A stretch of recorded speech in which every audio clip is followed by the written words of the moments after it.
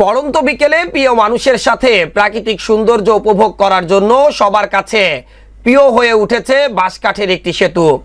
বাঁশকাঠের তৈরি সেতুর সৌন্দর্যের পাশাপাশি পড়ন্ত বিকালে কালী নদীর পাড়ে মুক্ত বাতাসে একটু প্রশান্তি খুঁজতে প্রতিদিন ভিড় জমান শত শত মানুষ। কেউ গল্প করছেন, কেউ বন্ধুদের সাথে ছবি তুলছেন, কেউ বা প্রিয় মানুষকে দোলনায় বসিয়ে দোল দিচ্ছেন, করছেন খোঁজ গল্প। পাশেই নদী পার হচ্ছে গরু, রাখাল গরুর পাল নিয়ে ফিরছেন বাড়িতে। এমন অভূতপূর্ব দৃশ্যের দেখা মিলবে ঝিনাইদহের শৈলকুপায়।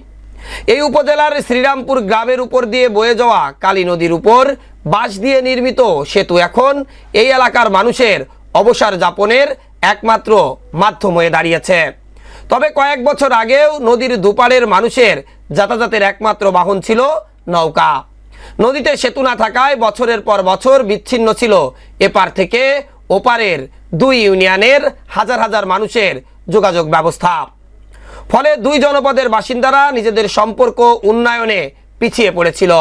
পরে স্ব-উদ্যোগে কাঠের সেতু নির্মাণ করে দুই জনপদকে এক করেছেন এলাকার সাধারণ মানুষ।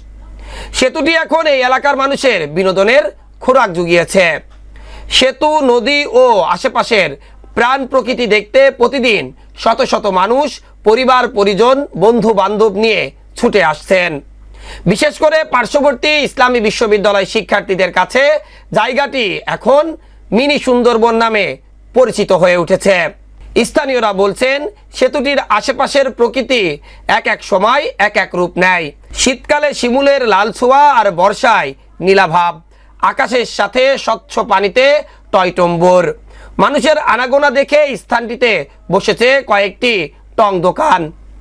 সেখানেও বসে স্থানীয়রা বিকেলে অলস সময় কাটান চা আর পেঁয়াজুর সাথে। চারিদিকে স্বচ্ছ বাতাস আর সবুজের সমারোহ যেন ছবির চেয়েও সুন্দর।